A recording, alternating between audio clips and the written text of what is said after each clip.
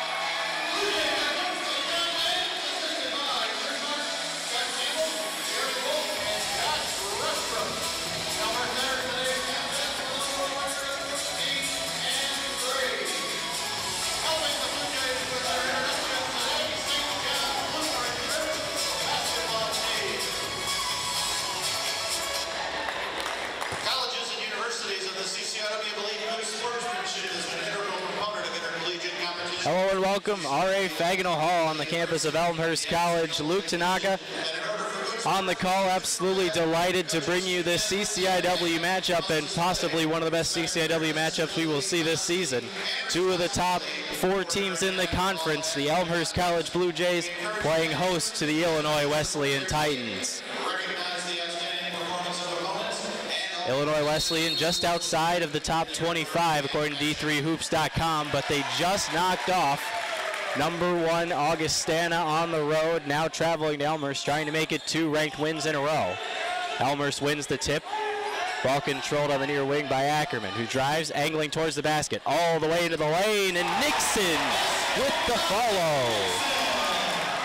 Will Nixon, the huge follow slam that will get the Elmhurst side of the crowd fired up. Illinois Wesleyan always traveling well in the away greens. Elmhurst in the home whites. This is Ryan Coyle backing down Nixon. Spin move up and under, and he had a great look at the basket but could not get it to fall. Schwebke with the dive, and Elmhurst is out and running. Here's Coleman, who will smartly bring it back out. Brandon Schwebke, another junior, one of the 5 juniors starting. Here's Nixon again, and he's got 2 more. Pace is frantic to start. Dylan Overstreet, one of the starters and the starting point guard for Illinois Wesleyan. 2nd team preseason All-American. 9th all-time in assists. This is Pat Soderman, excuse me. Straight on 3, no good.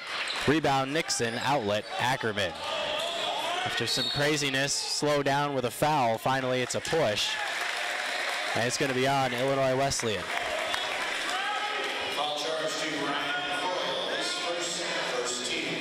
First foul charge to Ryan Coyle,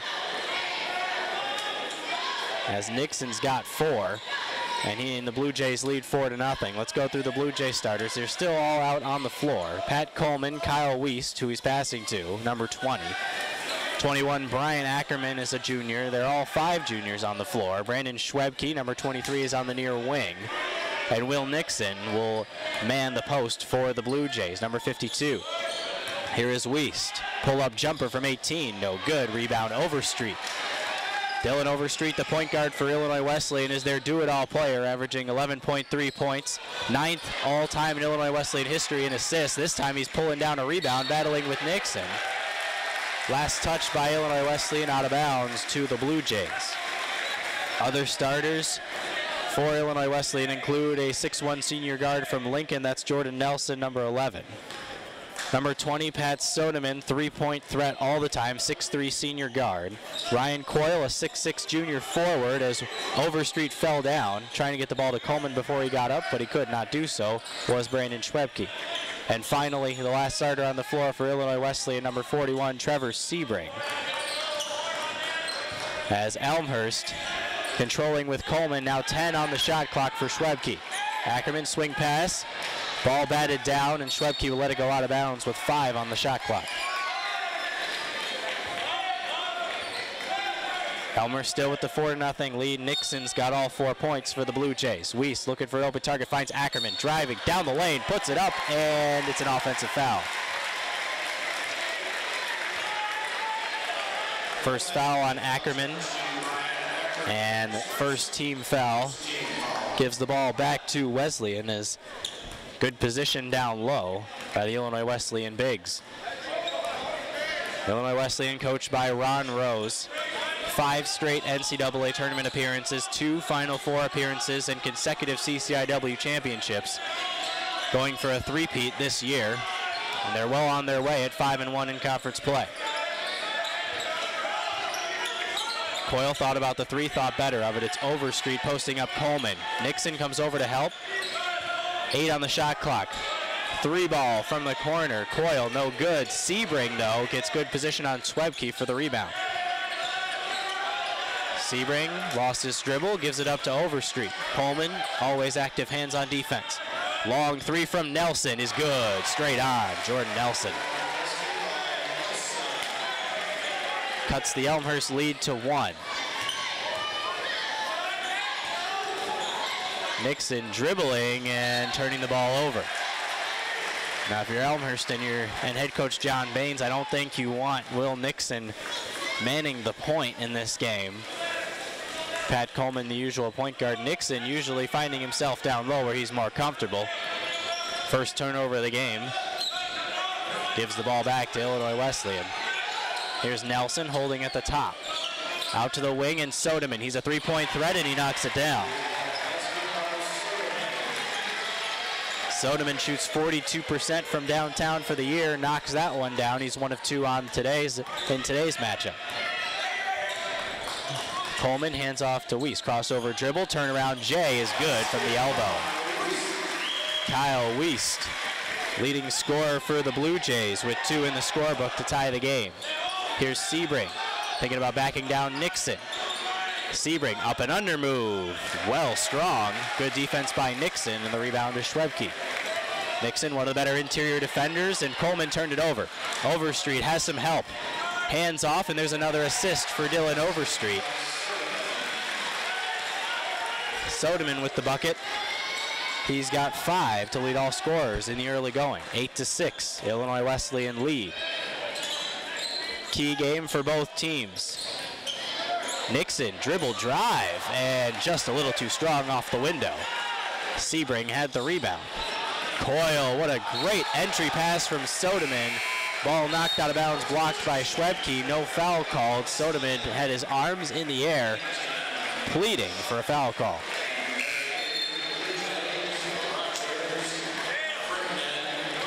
Bunch of subs in for both teams. Payonk is in for the Blue Jays. Crittenton in for the Blue Jays as well, as is Nathan Rogers. Bunch of new players on for Illinois Wesleyan as well. Alec Bausch, who just passed it out to Nelson, who was on the floor originally. Here's Overstreet. Joel Pennington is also on the floor for the Blue Jays as a foul is called. First charge foul, Pat Coleman. Second team foul. Also joining Illinois Wesleyan on the floor is Mike Marietti, as Alec Bausch puts down a 3-ball to put Illinois Wesleyan up by 5. Bausch now on the defense of Crittenton. It's Coleman from the wing. He's not much of a shooter, and he misses that one short. Rebound Overstreet, who already has a couple. And then he had his pocket picked by Rogers. Coleman charging up the floor, had Rogers under the basket, but couldn't quite thread the pass to him. Rogers angling towards the basket, hands off to Crittenton, and the Blue Jays will reset with Weiss on the far side. Payonk at the elbow, faces up, takes a jumper that's off the mark. Rebound again, Dylan Overstreet. Big matchup for both of these teams. Both trying to back up key wins in conference play, as Marietti was a little off the mark. He's not usually off the mark. Marietti shoots 65% from the field on the season. Rogers from the corner, yes. Nathan Rogers for 3. Cuts the Illinois Wesleyan lead to 2, and then Wiest is called for a bit of a push.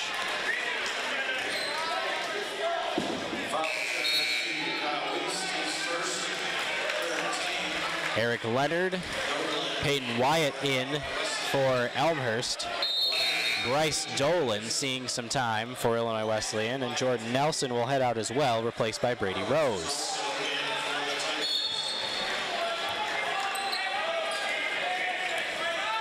All subs for Illinois Wesleyan and all subs for Elmhurst as well. Second team, both teams love to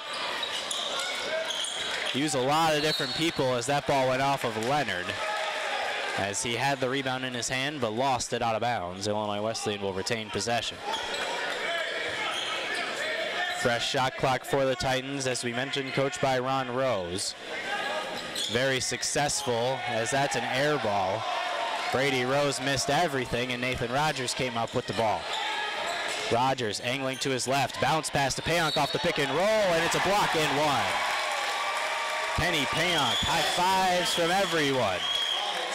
Basket counts, and Payonk will head to the line. It's his first points.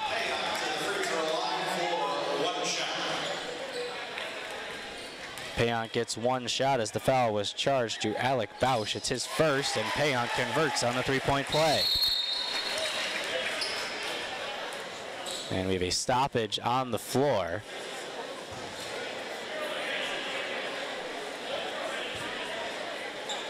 I mean, Ron Rose was checking something. John Baines giving a hearty smile at his opposing coach. Rose, one of the most successful CCIW coaches that are active right now. 2 conference championships, 5 straight trips to the NCAA tournament, as Pennington knocks it down. And Illinois Wesleyan coming out in a press. Wyatt has help in Crittenton. Good bounce pass to get it to him, as Bausch was trying to get into the passing lane. Payonk at the elbow again. We'll see if he turns around. He has room to take the shot, but instead hands off to Leonard, angling all the way to the basket, blocked by Marietti. And then Rogers with the active hands on defense. Pokes it out of bounds. 13-12, Illinois Wesleyan with the advantage.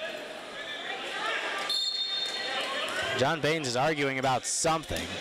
I don't see anything that was wrong, perhaps arguing about the last call on Leonard. It seemed like a clean block to me by Marietti. Nice play. Spinning is Dolan, and it's picked off by Crittenton. Crittenton's long arms, and he is fouled by Pennington. Great play by Eric Crittenton to get the steal. Now Ron Rose arguing with the official, as Pennington was on his knees, pleading for the referee to not call that foul. But it was called nonetheless, and Eric Leonard is holding at the top. Still no starters on the floor. It's all new bodies for Elmhurst and Illinois Wesleyan. That was an arid pass that ended up in the hands of Rogers, luckily for the Blue Jays. Leonard again, dribbling left, handing off to Crittenton. Payonk at the free throw line. Pivot foot backs him up, and there's a foul, this time on Brady Rose. 4 team fouls for Illinois Wesleyan, first on Rose. Both number 20s checking back in, Pat Stoneman and Kyle Wiest. Timeout, it'll be a 30-second timeout for Elmhurst, and that'll give us a chance to talk to you a little bit about Ron Rose. And he actually sits at 6th all-time in Illinois Wesleyan history in assists. And ironic, a little bit of a funny story there, is actually his point guard, Dylan Overstreet, is 9th all-time at Illinois Wesleyan in assists, and he's only 20 assists from passing his coach in all-time Illinois Wesleyan history, so we'll keep an eye on that for you. Highly doubt he'll make 20 assists in this game. Overstreet averaging 11.3 points per game, 5.4 rebounds. He's got 79 assists on the year, 25 steals, shoots 50% from the floor. 79 assists to just 46 turnovers as Crittenden pulls up from the elbow and it rattles around and finds the net. Eric Crittenden has his first points of the game, and he puts Elmhurst up by 2. Here's Bosch from the elbow. No problem. Check that, it's actually Bausch, I should say. Spelled B-A-U-S-C-H, number 40 for Illinois Wesleyan. Crittenden looking for the entry pass, but couldn't find it. Instead, dribbles around and finds Wiest. Wiest angling towards the basket, stuffed on defense by Rose. Payonk, handoff to Wyatt. A little bit of an errant handoff. Leonard got it. Now Leonard, left-handed shot from the elbow, no good. Bunch of players battling for the rebound, and Elmhurst will be called for the foul.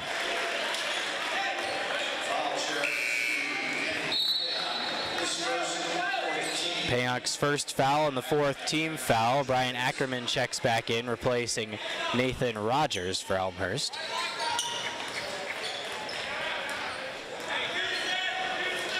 Marietti, Dolan, Rose, Bausch, and Sodeman on the floor for Illinois Wesleyan. Here's Rose, well off the mark. Rebound, Crittenden. It's Leonard, Payonk, Ackerman, Wiest, and Crittenden on the floor for the Blue Jays, and that time it's Ackerman for 2. Brian Ackerman has his first points of the game, and then Wesleyan turned it over. Here come a whole bunch of new bodies onto the floor. Overstreet, Nelson, Coyle, and Sebring joining Sodeman to make it the starting 5 for Illinois Wesleyan. Leonard still on the floor for Elmhurst at the point guard position with Coleman out. Nixon, Wiest, Ackerman, and Schwebke, 4 starters joining him on the floor. So John Bain showing a lot of confidence in Eric Leonard.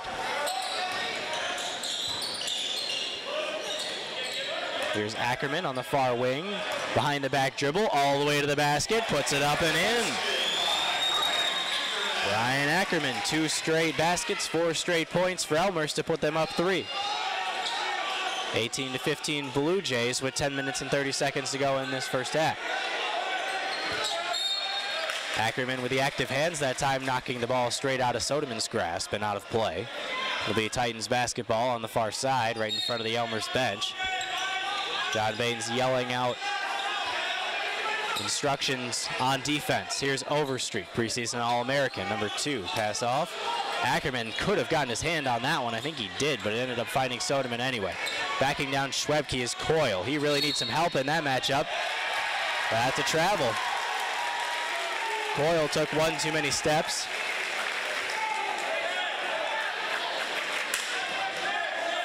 And Elmhurst will get possession after the turnover. Here's Leonard with his stronger left hand. Overstreet almost picked that pass off, but it found Schwebke. Down low, and there's a push foul. This one will go on Trevor Sebring. It's his first. Sodeman back out. Pennington back in for Illinois Wesleyan. Lots of fouls so far in the game, but no player has more than 1, so no foul trouble just yet. Eric Leonard handing off Schwebke. Here's Nixon and then Ackerman on the near side. Ackerman has room to drive to his left, steps away from the contact, putting up a shot that's no good, but he's got to get back now. Overstreet driving into the lane all the way to the basket. What a dish! Trevor Sebring had the easiest layup because Dylan Overstreet had the wonderful pass. And you can see why he was tabbed a preseason All-American and his 9th all-time Illinois Wesleyan in assists, as now a blocking foul is going to be charged. 2nd straight foul charged to Trevor Sebring, so he's the first player with 2 fouls, and he's going to immediately head to the bench in lieu of Mike Marionetti. Or check that, I should say Marietti. Although I'm used to saying Steve Marionetti, he's the head coach of Elmhurst Wrestling. This is Mike Marietti, center for Illinois Wesleyan. Schwebke holding on the wing, finds Nixon at the left elbow. Cutting Schwebke. nowhere to go. Once again, they run the exact same play. It's Nixon, and a reach-in foul by Overstreet, who was trying to plead his case to the official. But the call was made. Overstreet's first foul, and Coleman will check back in. Now all 5 starters on the floor for Elmhurst. As Leonard heads out. Good minutes from Eric Leonard. Now I got 7 team fouls on Illinois Wesleyan, which means 1-1 with 9 minutes to go. But Nixon misses the front end. Nixon, a 65% free throw shooter on the year. And free throws are going to be critical in this game, a game that's going to be tough to score for both teams. 3-point shot by Jordan Nelson is off the mark. Illinois Wesleyan, one of the better 3-point shooting teams, and really dominates the 3-point line from both sides. But here's Wiest off the front of the iron and the shot clock, which will make it out of bounds to the Titans. But one of the keys to the game, you have to think, is for Illinois Wesleyan to dominate the 3-point line. They're the top 3-point offense in the conference, 40%, and they're the top 3-point defense in the conference, giving up just 30%. This one is Coyle from just inside the 3-point line, no good. Rebound Wiest. Kyle Wiest driving to the left, all the way to the basket, scoop up and under Kyle Wiest. Wiest has 4, leading scorer for Elmhurst, and then Overstreet, another turnover for him. Something you're definitely not used to seeing. And that's going to be a 30-second timeout for Ron Rose. And during this timeout, we get to go over a couple more keys to the game. For Illinois Wesleyan, and winners of 5 straight, including a win over #1 Augustana, it's really just to stay efficient. And just keep doing what you're doing, dominating the 3-point line. As we mentioned just a moment ago, they're the top 3-point offense in the conference, shooting 40%, and they're the top 3-point defense in the conference, giving up just 30% from downtown. Another key you'd have to think is limit EC on the boards, especially Will Nixon. Nixon, the top rebounder in the conference, 7.5 rebounds per game in CCIW play. And for Illinois Wesleyan, they're actually the top defensive rebounding team in the conference, so they have a good matchup there down low. And not only that, but with Elmhurst going to the smaller lineup since they've lost Jalen Loving, their transfer, who started the season in the starting lineup but hurt his knee and is out for the season. Now going to a smaller lineup with Schwebke in there instead. He's only 6'5", I believe. And he's more of a guard than a forward, and that's one matchup that we'll see if Illinois Wesleyan can exploit. 7 on the shot clock for Coleman, who knocks it in. It's a 2 for Pat Coleman as his foot was on the line. First points for him. He's not much of a shooter, really does everything else for Elmhurst, and his main job today will be limiting Dylan Overstreet, who has the ball right now, guarded by Coleman, getting around Overstreet, but what a beautiful dish. Marietti, all he had to do was put it in, and no wonder his field goal percentage is so high if he has shots like that all the time. But Overstreet, just a couple wonderful dishes in this game. He's already got a couple assists for Illinois Wesleyan. Here's Ackerman on the wing for 3, got knocked down, no foul called. Rebound Overstreet looking to run. Overstreet has 3 assists already, make that 4 now, and he's fouled here. I think it's going to be Pat Coleman, and that could be his second. It is. And that's a really tough foul for Elmhurst, as Coleman is such a great defender. And putting him on Overstreet has really limited Overstreet's offensive ability. He has no points, but he does have 3 assists, make it 4. Marietti puts it in, and Illinois Wesleyan takes the lead once again, 22-21. But that matchup, Overstreet against the point guard for Elmhurst, the fact that Coleman has 2 fouls is a huge deal for Elmhurst. Coleman, the defensive specialist for the Blue Jays, guarding Overstreet would be critical to limit Overstreet, 11.3 points per game. Crittenton all the way to the basket with his stronger left hand, puts it in. Looking for the foul, didn't get it. but he's got 2 more points. Leonard trying to guard Overstreet. Overstreet to the basket, stops on the baseline, and then hands off Soderman, top of the key. Here's Coleman looking for Marietti. Couldn't find him. Overstreet again. Jordan Nelson. Marietti at the top of the key, back to Overstreet. Nixon doubling Overstreet. He lost his dribble. 3 ball, Coyle, no good. Rebound, bouncing around, finds Ackerman's hands eventually. Eric Leonard. This is Crittenton on the baseline. Thought about a shot. Now Leonard for 3 from the wing. Just a little short. Weiss tried to jump over the back of Nelson, and it's going to be Nelson who's charged for the foul. The Illinois Wesleyan always travels very well, as you can see on the opposite side of the stands. The stands are packed with green, and I think the 200, 250, possibly more or so referees on that side of the court could not believe what the referee on the floor called. Either way, it's a foul. Couple of subs back in for the Titans, and Kyle Weiss, leading free throw shooter for the Blue Jays, shooting 92%, has a 1-and-1. And he missed it. If you want to say announcer's curse, go ahead and say it, but Weiss 92% at the line going in. Missed that one. Now Nelson for 3 to extend the lead. No good. Battling for the rebound was Bausch. Bausch has 5, getting the offensive board. Elmhurst, the number 2 defensive rebounding team in the conference. But missing Will Nixon on the floor is a huge loss for the Blue Jays in terms of rebounding. Crittenton going to the basket and hits the step back jumper. Crittenton has 6, and he's going to be a huge offensively for the Blue Jays. He was huge in non-conference play, one of the top scorers, still the second leading scorer on Elmhurst. Payonk guarding Marietti. Here's Jordan Nelson with 10. Skip pass, and Bryce Dolan stepped on the sideline. Another turnover for Illinois Wesleyan.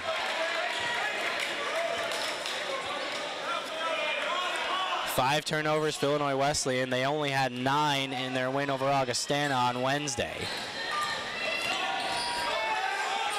Line full of subs in for Elmhurst, as Crittenton once again driving to the basket, putting the game in his own hands, but that time he was too strong off the glass. And that's going to be a foul on Leonard, and he agrees with the call. He grabbed, it seemed, Marietti, so he couldn't catch that pass.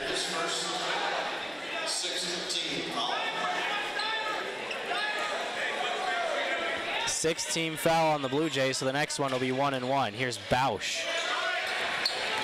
Dolan back to Bausch on the baseline. Jumper, it's good. Bausch has 7. Check that, 9, leading all scorers. Alec Bausch, non-starter, you would have never guessed that. Bausch just averaging 5.1 points per game. He's got 9 just 16 minutes into this contest. Payonk at the left elbow, facing up, Marietti. Stripped by Marietti. Payonk battling for the rebound, but knocked it out of bounds. The Illinois Wesleyan crowd is fired up on the turnover. Overstreet and Rose back in for Illinois Wesleyan. Elmhurst sticking with their second line, per se. Here's Overstreet. He's going to be guarded by Leonard. Overstreet, always the fun player to watch, whether he's scoring or assisting. It's been assisting today. This time he lifts up a shot, and he was bumped by Leonard. After agreeing with the last call, this time Eric Leonard can't believe it. Oh, check that. It's going to be charged to Payonk instead. It's going to be a reach. It's going to be a reach on Payonk, and it's his second foul. Overstreet at the line knocks down the first one. First points for Dylan Overstreet.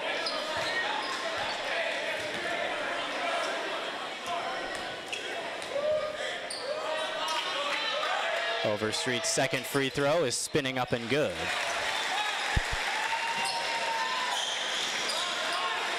Illinois Wesleyan leading 27-26.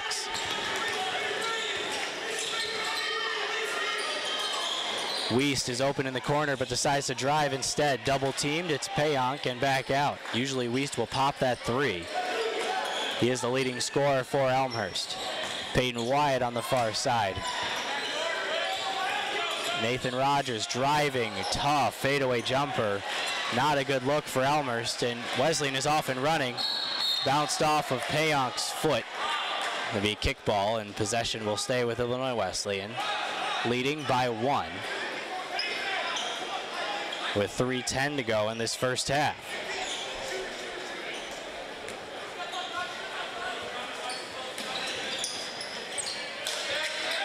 Overstreet inbounding, can't find an open target, eventually finds Soderman. Here's Overstreet, guarded by Rogers, and Rogers bumped him.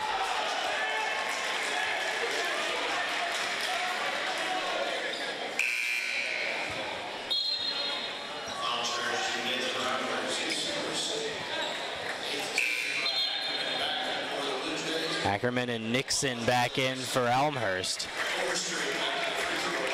Rogers' first foul. Payonk out with his 2 fouls, and Overstreet is right back to the line, as he was just a moment ago. This time 1-1, back iron on the first one, and it goes out of bounds. Illinois Wesleyan will retain possession. It went off of Wiest. Boy, if you're not gaining rebounds off of free throws, that's certainly not a good omen if you're Elmhurst. Elmhurst, one of the top defensive rebounding teams in the CCIW. That ball stripped, but Rose was able to keep possession. Rose down low for Marietti, turns up, faces up his opposing 52 Nixon, couldn't get it to go, was short. Rebound Crittenton, and outlet to Ackerman. Ackerman driving to his right, Wiest trying to clear out, but Ackerman will come back to his left. Now looking for Wiest. This Illinois Wesleyan pressure defense has done a great job of stifling Elmhurst's good looks in the last couple minutes. Wiest, deep three, it's good. Overstreet pounds the ball into the ground, unhappy, but Kyle Wiest has just put Elmhurst up 29-27. Overstreet driving all the way to the bucket, ties the game.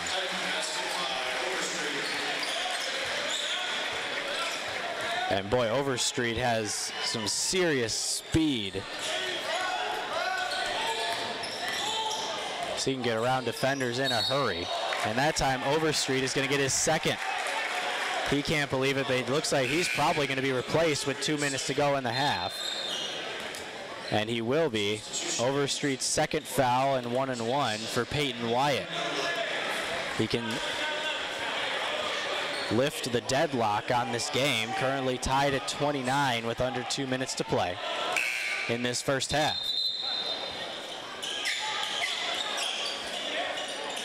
Schwebke wants to come in, but he'll come in after the first free throw.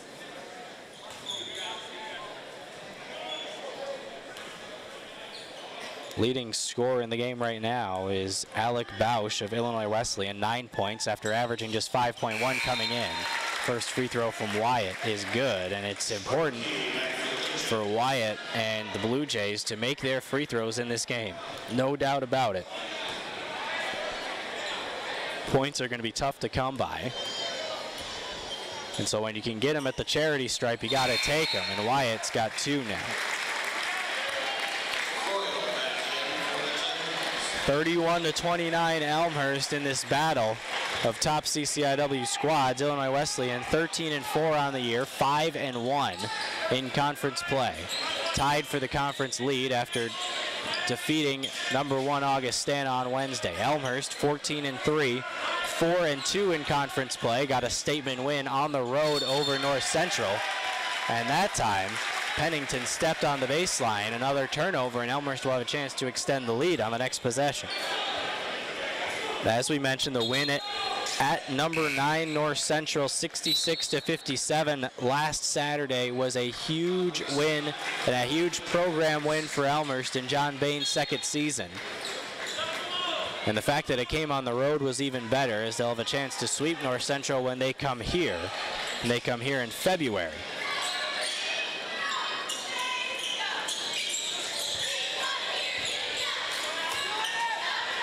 Illinois Wesleyan's pressure defense all over the Elmhurst Blue Jays.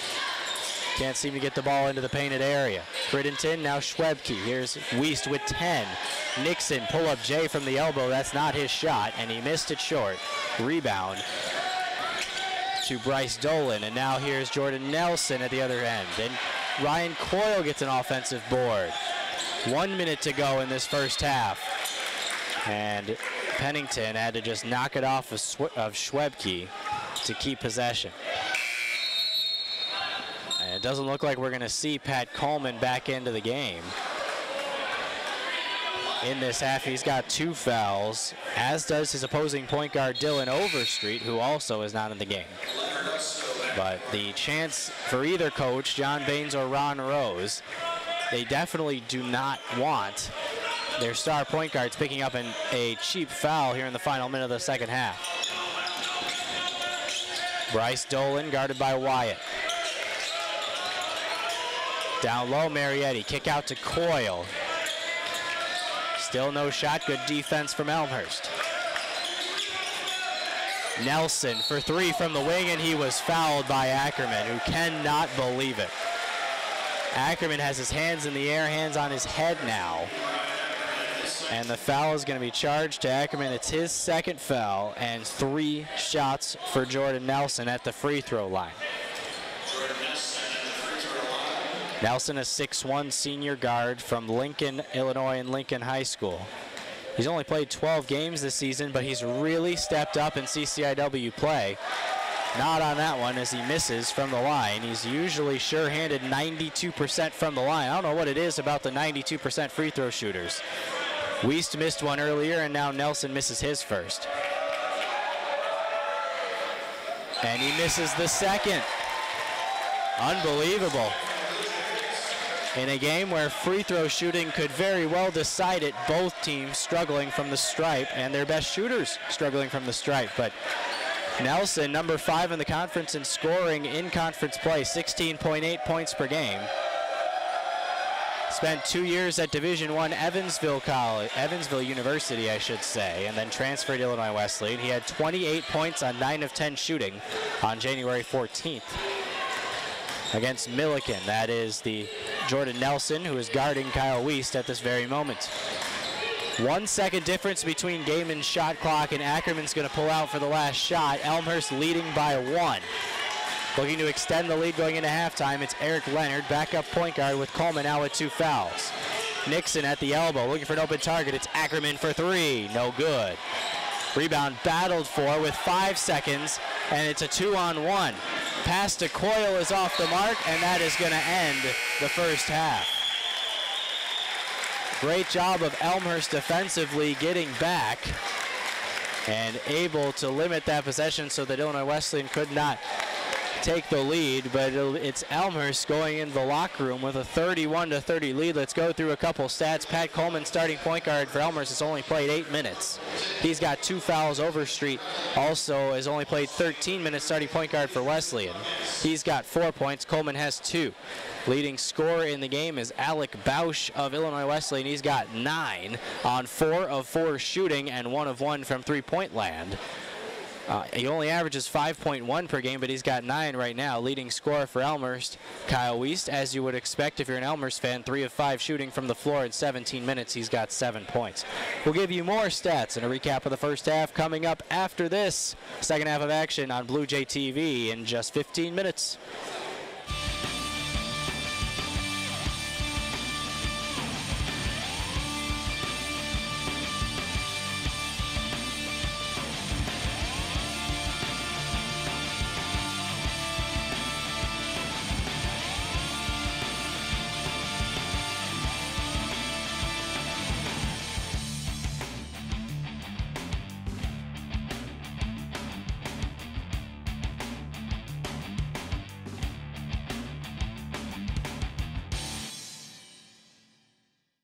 I was born and raised in Taiwan and moved here 9 years ago. I'm always the type of person that wants to hang out with other people and meet new people.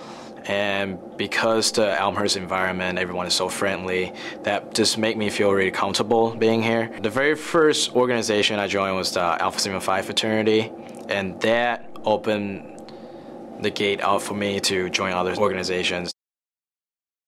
Playing college football 4 years is very tough, but it's also very, very rewarding. Through Fellowship of Christian Athletes at Elmhurst College, I think has really helped me grow because, I wasn't the most outgoing guy in the beginning, but as my time went on, just meeting new people, I've kind of stepped out and became, more of a witness in my faith. I think, Fellowship of Christian Athletes has helped that, and I think Elmhurst College has encouraged that. Elmhurst College definitely helped me grow, as in it made it clear to what I wanted to do. It definitely helped build me as the person that I am now. Lambda Chi also had, a great significance in that, turning me from a young guy, young dude, to a gentleman and to a man. And Elmhurst College, definitely the campus, the atmosphere, the culture, the teachers here, the community itself, it was huge. And I think without Elmhurst College, I wouldn't be prepared for the real life. I think something I'm very passionate about is Habitat for Humanity. So we fundraise lots of money to go down to New Orleans and just help rebuild anywhere we can. Something that the locals there always tell us is just make sure you tell the story and make sure everyone back home knows that it's still not okay. And of course I'm getting more mature and stuff, but I think it's the whole community service aspect of my life that has really changed. A lot of my friends I met through Habitat, the more you're involved in, the more you're going to learn and just get to meet lots of people. Was born in Elmhurst, moved to Wheaton when I was 3 or 4, and came back here for school. I felt that Elmhurst really did give me a chance in knowing what to expect, and it really broke me out of my shell and got me to know people better and to become more involved in general. I have a much broader view, a much greater respect for what else is out there. One thing I really appreciate about Elmhurst College is the diversity of mindset, both with the students and with the faculty. I had all these constructs of how the world was supposed to work or how the world did work in my head before I came to Elmhurst and before I attended college. And then slowly as I entered the academic world and the social spheres at Elmhurst, I began to realize the multi-dimensional facets of these spheres and how nothing is really as straightforward as you think it to be when you first enter college. And I think that really helped me expand my worldview. Even though we're all so diverse, there are common threads that we may share in our tradition. You find it and it's there. My Elmhurst experience, it has helped me already grow hugely as a person and be more aware of myself and my beliefs and my values and what I want to do, what I want to be, where I want to go. And I think that my experience here has put me in touch with a lot of people that can help me get there. Even if it is after I graduate, I feel like they're behind me. So I think that that's really a strength that this school has. Outside of the classroom, I play for the softball team. I am a member of the J-Lights hip hop dance team. And I'm a member of Black Student Union. I know for sure that BSU is very welcoming to new people of all different kind of backgrounds. BSU has helped me to increase my networking skills a lot. It's a small school that can give you the resources of a big school as well as the individual time that you need that only a small school can give you. I think that we attract so much attention because of the quality of the education we're getting here. They definitely try to bring the professionalism into the classroom. The faculty are incredible and they're still in the business, which is great for music people. It's nice to take classes and take lessons from teachers that are still performing. You know, music is really a universal language. Being in the performing ensembles was one of the great experiences being here. Being at Elmhurst definitely makes it easier to get involved if you take the initiative to get involved. When I was a first year, I didn't take that step forward until second semester, and I didn't know what to do with myself. But once I took that step forward, people are so welcoming, and it doesn't matter what you want to get involved in. If you want to, they'll let you. And it's with open arms, and it's really easy to, and no one's going to turn you down. And that's what I liked about it so much, and that's what helped me to expand and broaden my horizons with all my different activities.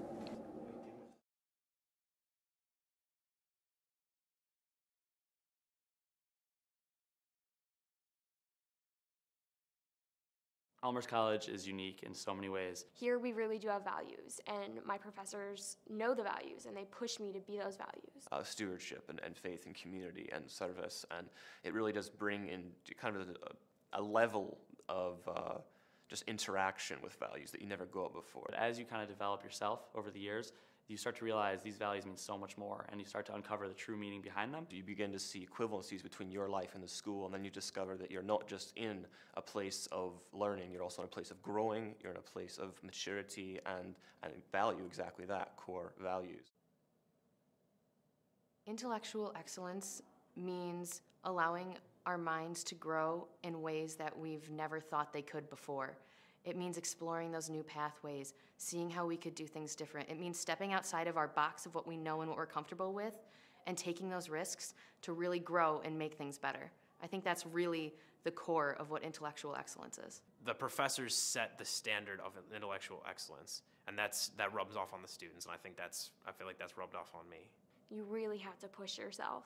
So to know that's actually a value here is pretty important, because that's something I value on my own. So if my college values it as well, that means I really belong here.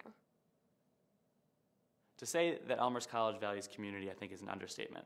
I think Elmhurst College is community in so many ways. Coming to Elmhurst College, a small college, it has to be about community. It doesn't really matter who you are or where you've come from. Everyone here will just love you for who you are. The fact that every individual and every unique person is allowed to be in an environment together and learn from each other and grow with each other. Just the fact that it's smaller and that you form those one-on-one relationships, it encourages like creativity and questioning and all the things I wanted out of my college experience.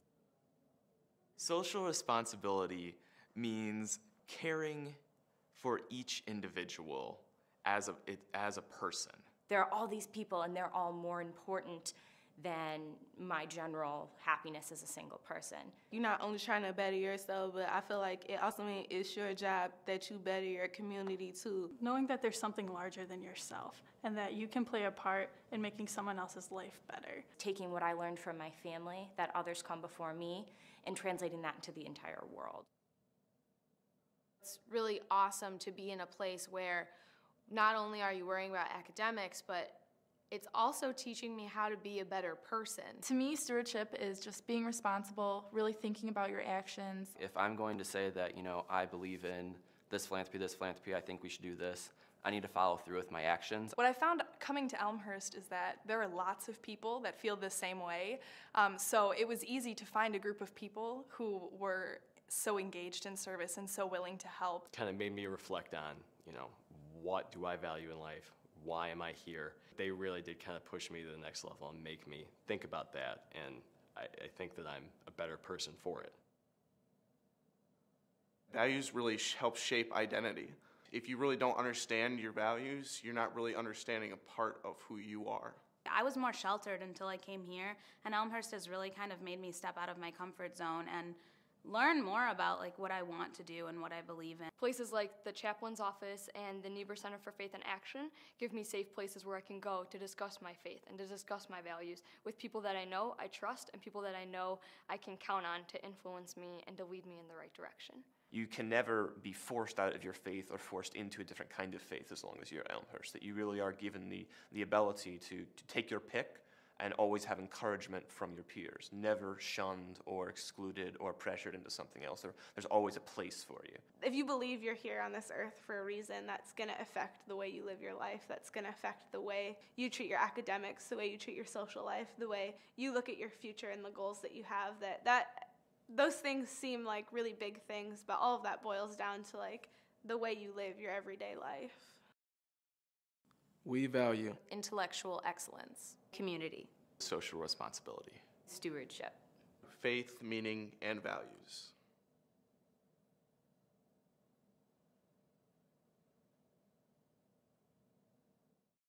Last year we had all of our girls leave except me and another girl, so we kind of got put into our captain positions. And it's not that I didn't want to do it, but I didn't know if I was ready to take that leadership role yet. But because I was thrown into it, I had to do it, so it helped me as a person and to help lead the dance team and be in control. I mean, it's difficult sometimes, no doubt about it. It's very stressful sometimes, but I probably, as much as I complain about it, I probably wouldn't change it for the world because it's making me who I am today. I have had a great experience at Elmhurst. I'm obviously involved with the volleyball program, and it's been a really good experience for me. I would say we're pretty close because we practice 5 days a week for 2.5 hours. We're lifting, we're doing bonding things, and we're traveling on the weekends. So you're pretty much with these girls for 3 months every single day for hours. So we're all pretty close, and we rely on each other and ask each other for help. I've had a great experience at Elmhurst, I really have. I think that the college is all about making the individual like well-rounded, and I do think that I have grown up a lot since I've been at college. I've played soccer and I'm in the nursing program, and I lived on campus for 2 years. It's been great, and I've made so many new friends, and there's just so much here to offer. I just love it.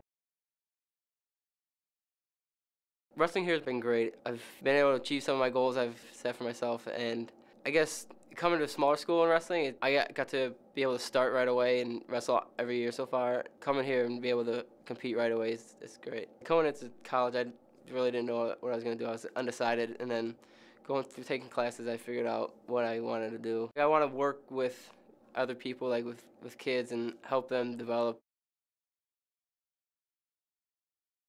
I really like doing the dance team because I've been dancing since I was 3, so coming here and joining the dance team was an obvious choice of something that I'd wanted to do. The whole experience for me is a confidence builder, and being able to connect with students in the crowd, not even to know them, but just to get them to smile while you're at a game, I think that's such a great feeling.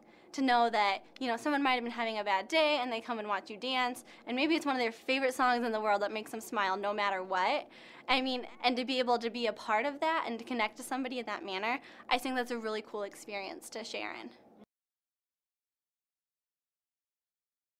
The balance with athletics in school, it's just, with me, I did it all throughout high school, so I needed to do sports in order to stay focused. I was injured my freshman year, and I just felt like so off track. It didn't feel natural. Like, I think a lot of the students coming from high school and coming to D3, it's like what they need to stay focused. I mean, if you could do it in high school, you could do it here. You can just join the team and just have fun. It's nice having like that other family aside from like, you know, being at home. Don't be afraid to go out there and try new things. Welcome back, R.A. Faginal Hall on the campus of Elmhurst College. Luke Tanaka delighted to bring you this tightly contested CCIW matchup. Illinois Wesleyan Titans 5-1 in conference play. Elmhurst Blue Jays 4-2 in conference play, and really a critical game for both teams, but especially for Elmhurst, who is trying to break into the CCIW tournament. And Illinois Wesleyan has been in that tournament for many consecutive years, has been in the NCAA tournament for 5 consecutive years. And if you look at the first half box score, it's there's a lot of identical stats, and really the only one that stands out is Illinois Wesleyan's 8 turnovers. And combined, Dylan Overstreet, second team All-American guard, along with his backup Bryce Dolan, have a combined 5 turnovers. They had 0 turnovers in Illinois Wesleyan's win over Augustana last Wednesday. And that win over number 1 Augustana was the biggest win for Illinois Wesleyan this season, but to have 8 turnovers after turning the ball over just 9 times that entire game, that's 8 turnovers in the first half. They only average 13 turnovers per game, and they've got 8 in the first half. Nelson, wild 3 is good. And quickly, Illinois Wesleyan has the lead in this second half, 33-31.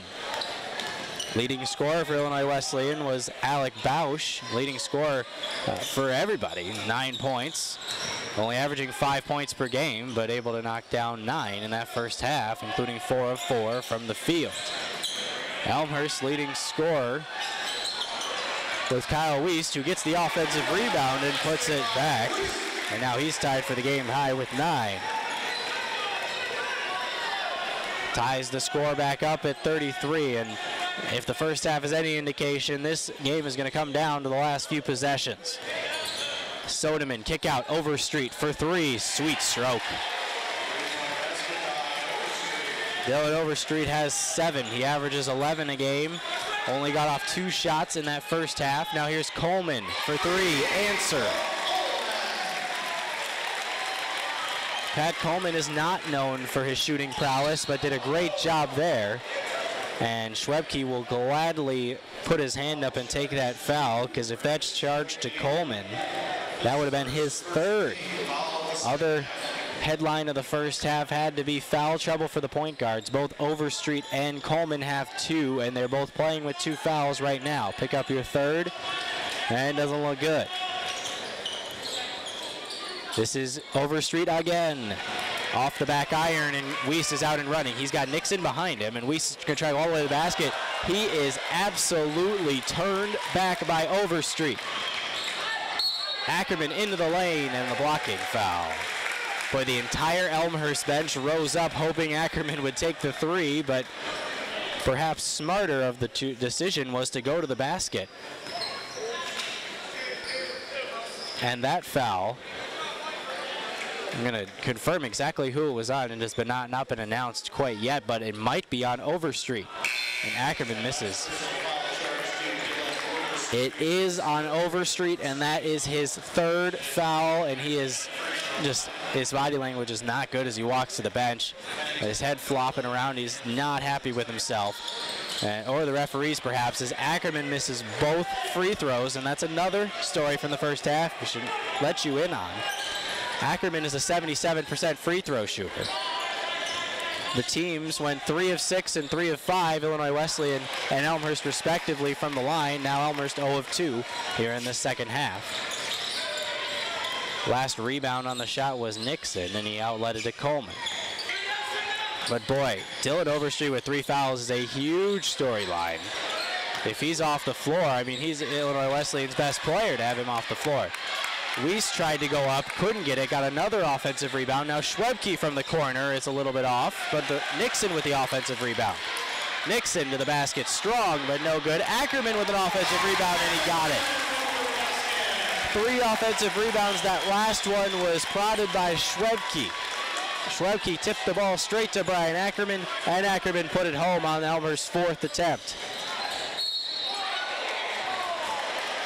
Joel Pennington is fouled and will go to the line for 2, but I suppose if you want to look at another storyline from that first half, second chance points, Illinois Wesleyan 9, Elmhurst 2. That's something the fans here at Elmhurst are not used to, as Elmhurst one of the top rebounding teams in the conference and have the conference's top rebounder in CCIW play, and that's Will Nixon. First free throw is good by Pennington.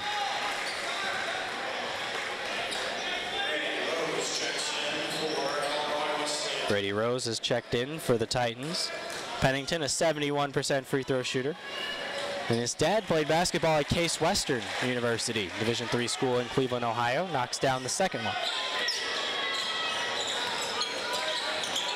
Coleman controlling, asking for Schwebke to clear out.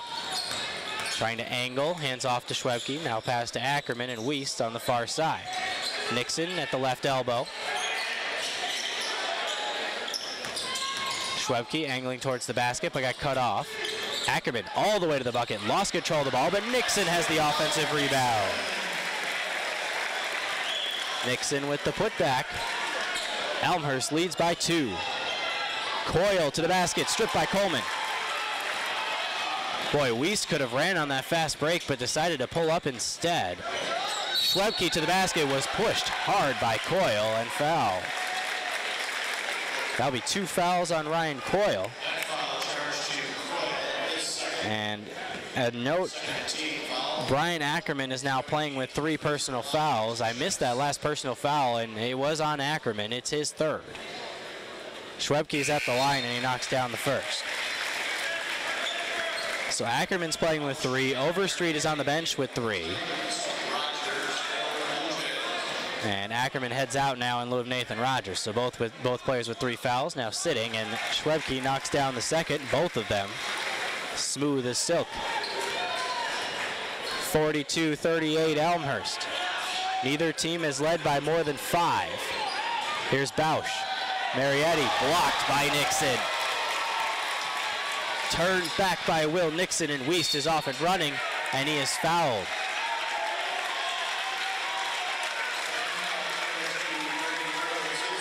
Brady Rose's second foul. As Wiest was driving into the lane, he got blocked by Rose. Wiest looking, barely gets it in. It's Nathan Rogers in the corner, driving on Rose. Rogers, step back from the free throw line, count it. Nathan Rogers has 5. It's the largest lead of the game for Elmhurst, 6 points. And Illinois Wesleyan calls timeout.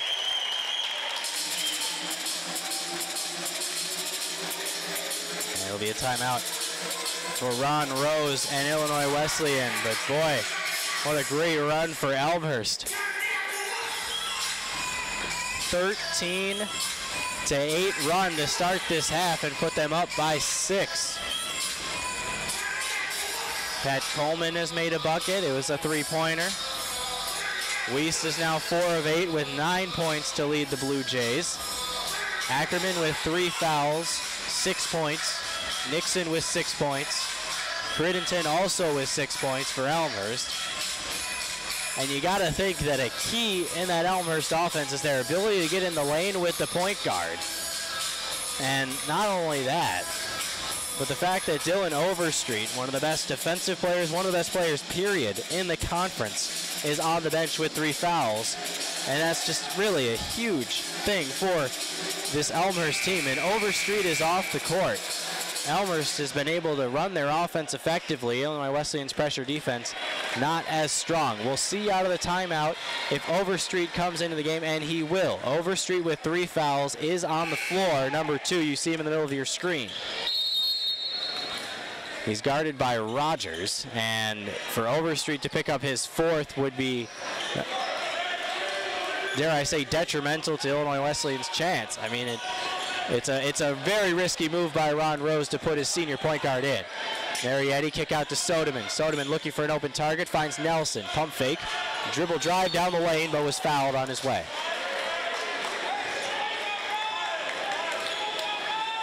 It'll be on Nathan Rogers. It's going to be his 2nd. 3rd team foul on the Blue Jays in the second half. So big story is Dylan Overstreet playing with 3 fouls, I should say, excuse me. Trying not to pick up his 4th. Nixon picked off that pass. Another turnover for Illinois Wesleyan. And they already have more turnovers, 10, than they did in the entire game in their win against Augustana on Wednesday, 9. Rogers trying to back down Sodeman. Schwebke from the wing, dribbling in. Now Wiest in the far wing. Coleman for 3. And it rattles around and in the friendly hometown roll. Pat Coleman. 9-point Elmhurst lead. Wow, and this is something I'm sure nobody expected coming into the second half here. Now here's a foul charged. Another foul on Nathan Rogers. It's his 3rd back-to-back fouls on possessions. And so in comes some more bench players, but it looks like John Baines is going to keep Nathan Rogers out there with 3 fouls. Although he comes off the bench, he's still a key player for the Blue Jays as Sodeman gets one to roll in, cutting the Elmhurst lead to 7. Boy, if you tell me Elmhurst would be up by 9 5 minutes into the second half, I would have told you you're crazy. But that was the case. Now 7-point advantage for Elmhurst, and Wiest almost turned it over, then did.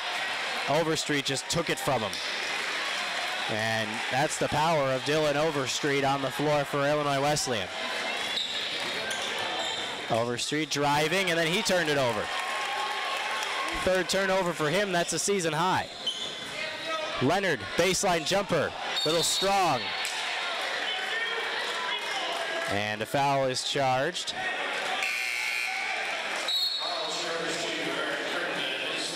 Eric Crittenden's first personal foul, I should say, and it's the 5th team foul. Ackerman is going to come back in with his 3 fouls, along with Peyton Wyatt replacing Nathan Rogers, who has 3 fouls, and Kyle Wiest. 7-point Elmhurst lead, 47-40. Under 14.5 minutes to play. Huge game for both teams in conference play, really, but an even bigger game for Elmhurst, sitting at 4-2 in the conference. Great defense by Payonk on Sebring. Payonk getting physical with Sebring down low. Sebring missed, and now it looks like a stoppage in play, and as double foul as Sebring and Payonk were getting tied up. So Payonk has 3 and Sebring now has 3, and the fouls are really starting to accumulate for both squads. Sebring has 3, Overstreet has 3 for Illinois Wesleyan. Ackerman, Rogers, and Payonk all have 3 for the Blue Jays. Here's Payonk looking to face up Sebring, now getting down low. Hands off to Crittenden from the corner for 3, just off the mark. Rebound Sebring.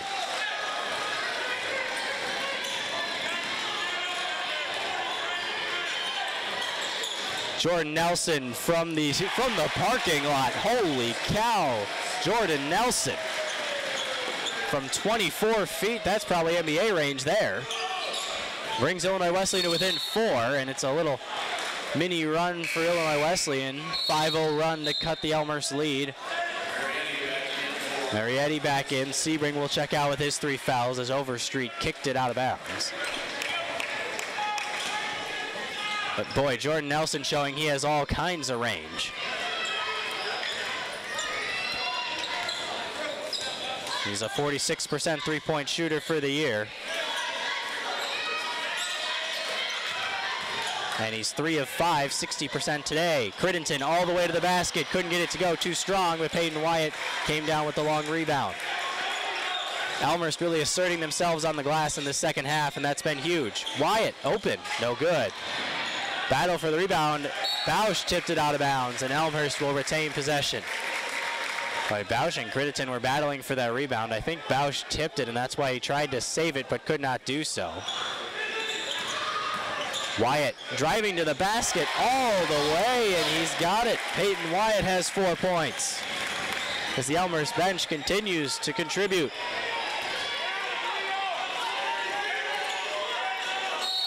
Ackerman is going to be charged for his 4th foul, and he can't believe it. Elmhurst fans can't believe it, but it's the 4th personal foul on Brian Ackerman as he tried to get in the lane, that passing lane. And so the 3rd leading scorer for Elmhurst heads to the bench. 4 fouls with 12:45 to go.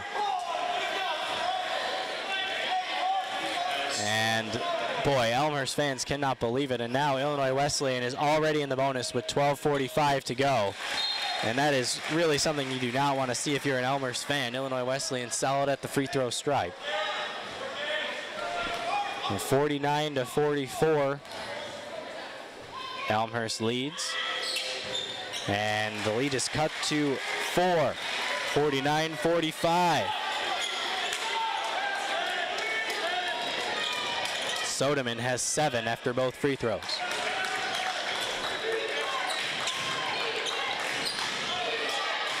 Illinois Wesleyan chance of defense, ringing throughout R.A. Fagnall Hall, and it'll be a foul down low.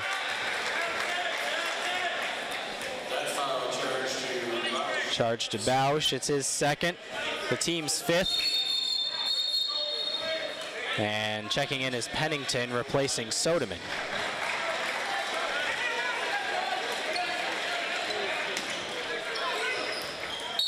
Wyatt tried to get it in bounds, and it went off and out of bounds, as talking to from the referee for Jordan Nelson, as it looked like he may have stepped on the baseline and not giving Wyatt enough room to inbound the ball.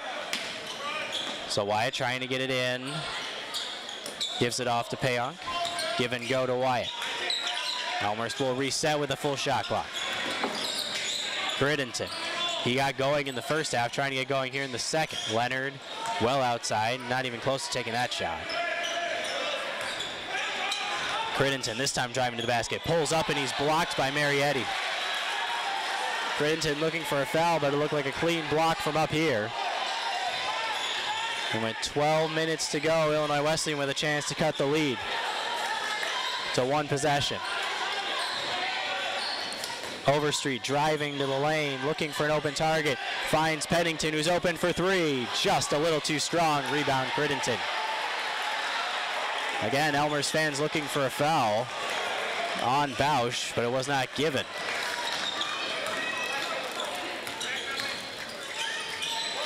Rogers controlling at the top of the key, trying to drive on Pennington. Pull-up jumper from the elbow is well short, but Payank got the offensive board and was fouled. Mike Marietti is not happy with his teammates. Bausch is going to get his third foul.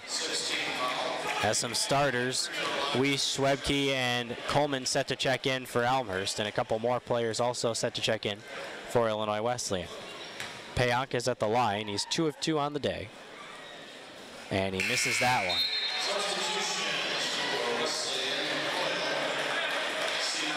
Check that, he was actually 1 of 1 on the day. He converted a 3-point play earlier. He's only had 1 free throw attempt. He's now 1 of 2.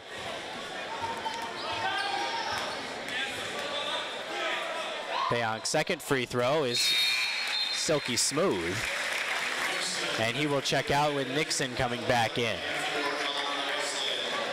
So your normal starters on the floor for Elmhurst, minus Brian Ackerman, who has 4 fouls. He's replaced by Peyton Wyatt. You certainly lose some height with that, and some scoring ability as well. This time Overstreet turned it over again.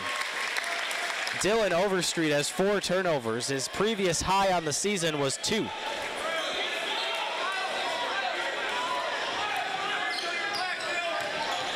Unbelievable, Dylan Overstreet.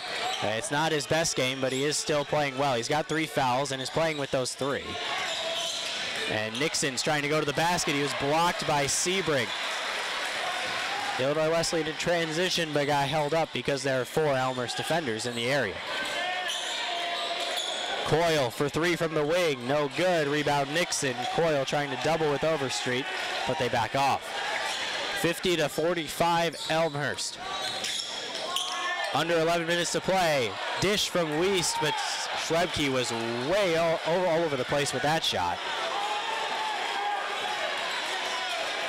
Elmhurst fans looking for a foul. Schwebke just went up with that and lost it. Overstreet to the basket. No good. Battle inside for the rebound. And a foul on... Foul will be on Wesleyan on Ryan Coyle. I was just going to make sure the referee, because it looked like he pointed at both of the guys. But it's 3 fouls on Ryan Coyle, and there's all sorts of foul trouble. And we have a full timeout taken. And with 10:30 to go, Elmhurst leads 50-45, and we're going to go over the foul trouble for you right now. Both teams with some serious foul trouble going on. Dylan Overstreet, preseason All-American and one of the best players, if not the best player on this Illinois Wesleyan team. 3 fouls. Ryan Coyle, starter with 3 fouls. Alec Bausch, 9 points, has 3 fouls. And Trevor Sebring, number 41, with 3 fouls. And Mike Marietti is really the only one who's keeping Ron Rose sane over there on the bench. He's got no fouls, while the other 3 bigs they usually play have 3 fouls. I'll let you pause for a second so you can hear the bop, bop, bop coming from the fans as Sweet Caroline plays in the background. And foul trouble for Elmhurst as well. Kenny Payank has 3. Brian Ackerman, the big story, one of the starters for the Blue Jays, starts in the 3 spot, has 4 fouls and has not seen the court for a good 4 minutes and probably won't for a while. Nathan Rogers, one of his main replacements, number 24, also has 3 fouls. Leading scorer for Illinois Wesleyan so far, Jordan Nelson, he's got 10. As for the Blue Jays, it's Kyle Weiss, he's got 9. And now it's going to be Will Nixon at the line. He's 0 of 1 from the free throw stripe thus far today. He's got 6 points and 8 boards. 3 of those boards offensive. He's got 1 and 1 as both teams now with 17 fouls will be shooting in the bonus. Nixon now has 7.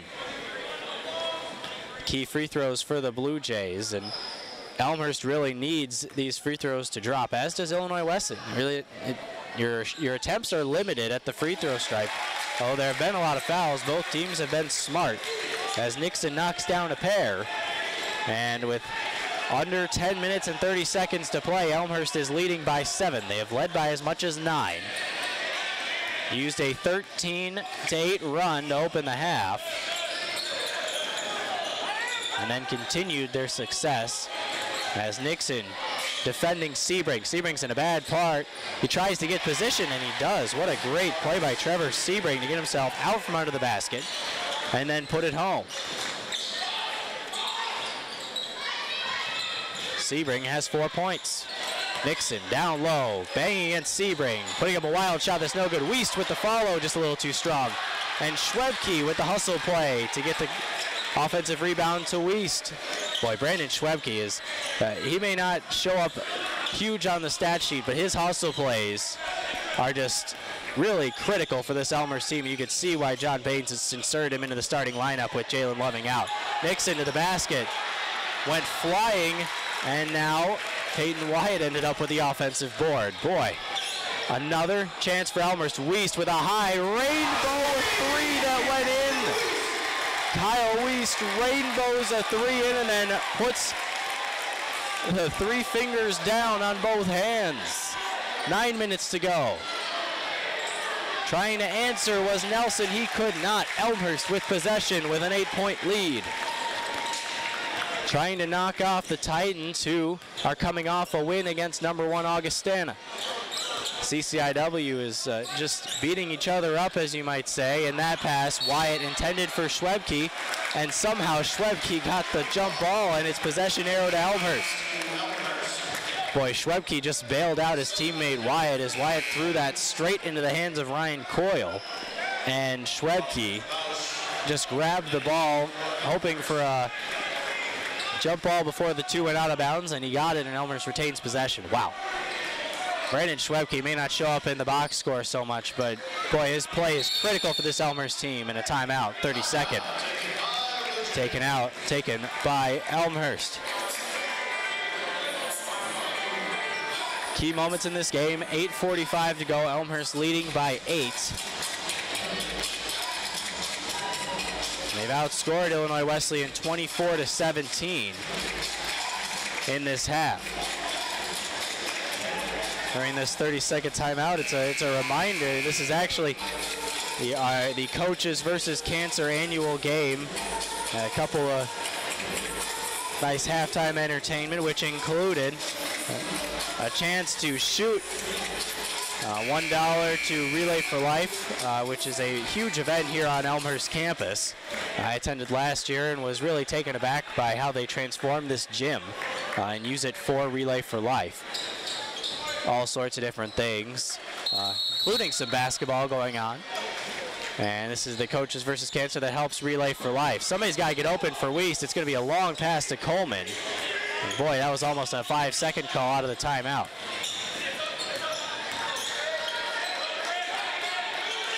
Wiest with 9, Wiest with 8, pulling up in the paint, and he got it. Kyle Wiest. Wiest has 14 points. And that pass was batted by Schwebke. Just another example of how he's always active on the defensive end. Elmhurst may give up a little bit of size. Maybe they might give up 2 inches with the loss of Jalen Loving and the addition of Brandon Schwebke, but they sure don't give up any effort or any heart on both ends of the floor. Having trouble getting it in, but eventually finding Nelson was Bryce Dolan. Down low, and Nixon's going to be called for the foul. Although everybody else seems to be in foul trouble, Marietti and Nixon did not have any fouls until there. So Elmhurst, Nixon charged with the foul, and Trevor Sebring will head to the line. Out goes Schwebke, and Ackerman inserted into the game with his 4 fouls with 8:20 to go. Risky play, to say the least, by John Baines. Sebring is a 70% free throw shooter, and he missed that one. 10-point lead. It's the largest of the game for Elmhurst. Sebring is charged for the foul. He can't believe it. But he bumped Wiest. And it's Sebring's 4th. Really, at that point, just not a smart foul by Trevor Sebring. I mean, if you want to bump Wiest, it's okay, but not with 3 fouls and 8:10 to go. They're probably going to check him out. Let's see if Ron Rose picks somebody off the bench, and he does. It's going to be Alec Bausch as Wiest knocks down the free throw. Not only do you get your 4th foul and have to head out of the game, Alec Bausch coming in, you also put a 92% free throw shooter at the line, although Wiest was 0 of 1 before that one. 1 of 2 from the stripe is Wiest, 6 of 11 from the floor, and 2 of 4 from downtown. Now 2 of 3 from the line. He's got 16 points to lead all scorers, and Elmhurst has extended their lead to 12. Illinois Wesleyan has really struggled putting the ball in the basket in this half.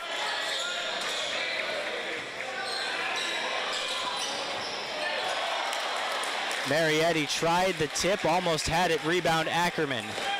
Ackerman was looking up towards Crittenton, but thought better of that pass, as it would have been a tough one. Bausch is all over Ackerman, but Ackerman gets around him, still holding his dribble all the way to the bucket. Frank Ackerman. Ackerman with his 4 fouls is still playing hard. Here's a long 3 by Soderman that is way off the mark. And now Elmhurst has a 2-on-1. Coleman dish to Ackerman all the way to the bucket.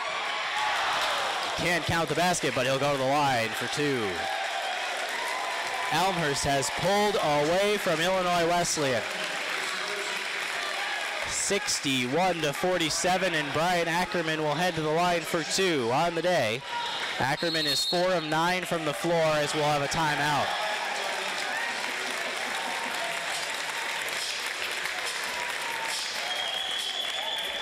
Checking with the Titans timeout, it will be a full timeout for Illinois Wesleyan, but wow. Elmhurst has come out firing in this half. Just really remarkable what they've done. Shooting 41% for the game, and really what's been impressive is they've been locking down Illinois Wesleyan. Wesleyan has just 17 points in the half in 13 minutes of play. And they've really done a great job, not only limiting Dylan Overstreet, one of the best players in the CCIW. It didn't help that he has 3 personal fouls, but to limit him to only 5 shots, 7 points, and 6 assists. Although 6 assists is a bunch, he hasn't been able to play for much this second half because of his foul trouble. And coming off their win against number 1 Augustana, this Illinois Wesleyan team is really struggling on the road here in Elmhurst. And although Wesleyan has struggled on the road this season, all 4 of their losses have come on the road. They're 13-4 on the season. They're 3-4 on the road, and 6-0 at home. And what's been impressive about Ron Rose's career at Illinois Wesleyan is their records at home. They've only lost 7 games at home in the last 5 years, and no more than 2 in any 1 year in the 5 years they've been to the NCAA tournament. But up to the line steps Ackerman. 77% free throw shooter, knocks down that one. Ackerman 4 of 9 from the floor, 0 of 3 from three-point range, and 1 of 3 from the free throw stripe for 8 points. He misses that one. Rebound tipped up in the air, and Soderman ended up with it. So Ackerman will stay on 9 points after making that free throw, and a foul is charged. Looks like it's going to be Eric Leonard this time. He's got 2.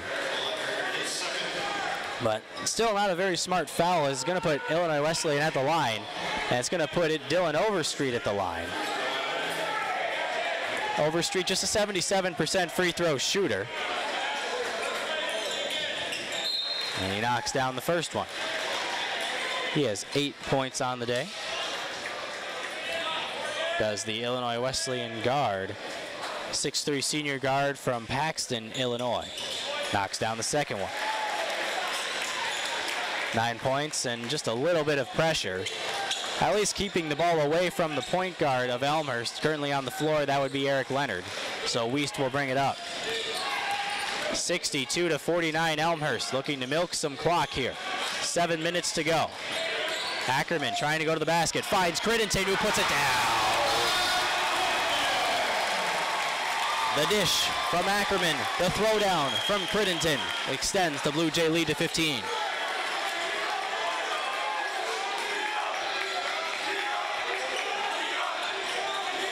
Three from the wing, no good, but somehow Alec Bausch got that to go on the tip-in.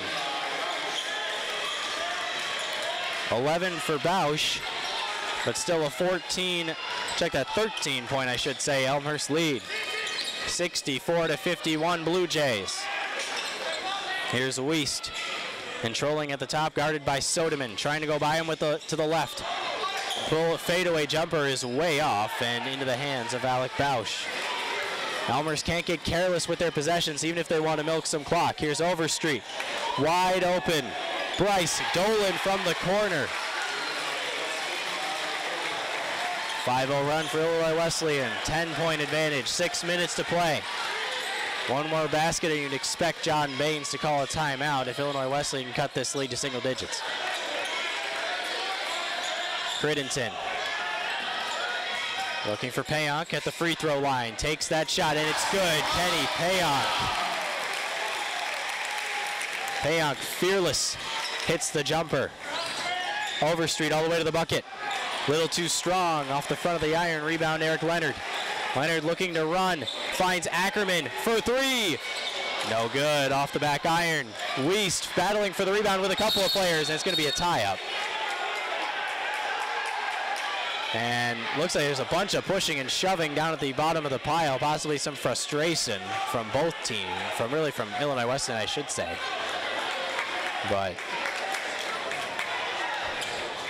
both players will get up, and it seems like everything will be all right. No fouls called, no technicals given, just a jump ball. 5:26 remaining, 66-54, Elmhurst leads. It's a jump ball, and possession arrow will head in the Titans' direction. So trailing by 12, needing a run. Illinois Wesleyan will have the ball. Checking in for the Blue Jays, Nixon and Schwebke. So it's the 5 starters minus Coleman and insert Leonard into the game instead. Eric Leonard's done a good job on the defensive end, trying to guard Dillard Overstreet. Nelson off a screen, a little bit short. Marietti has an easy offensive rebound and put back. Schwebke needs to get the ball in, and he's got it to Wiest. Wiest has got to go. He's going to get trapped, and then easy find of Schwebke. Nice play by Kyle Wiest to get rid of the ball quickly before the trap could get to him. Under 5 to play. Elmhurst up by 10. Wiest driving into the right hand. Hands off to Ackerman, who will reset at the top. Leonard's got 10 to shoot. Schwebke driving to his left. At the elbow, pulls up. Leonard finds Ackerman for 3 in the corner. Off the back of the iron. Rebound Bryce Dolan, and now Wesleyan has a chance to cut the lead to single digits. Overstreet for 3 from the wing, and he's fouled.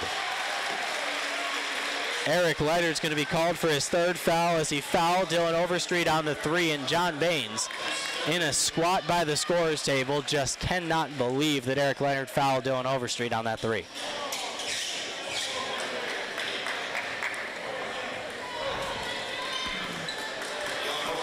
Overstreet,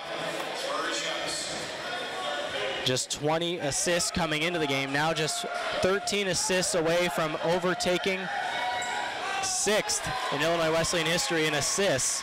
Misses the first one, and if he were to do that, he would pass his coach, Ron Rose. Second free throw attempt from Overstreet is no problem. And Dylan Overstreet hits double-digit points. He's the 3rd player to hit that mark. Alec Bausch has 11 to lead the Titans, and Jordan Nelson has 10.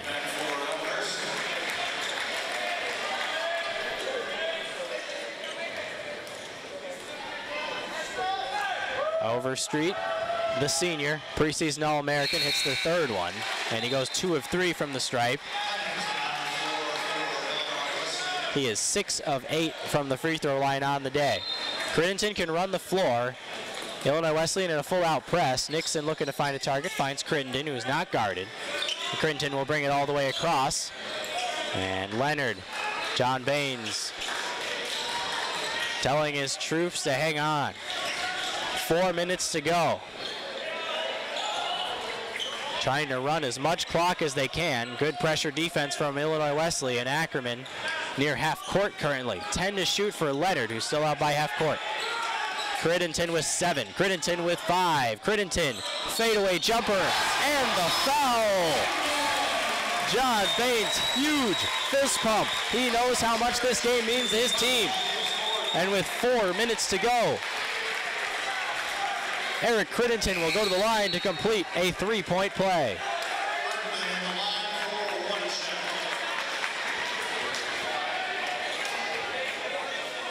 Crittenden has not shot a free throw today. He's got 10 points. And his first free throw of the day goes off the back of the iron, but still, key basket for Elmhurst.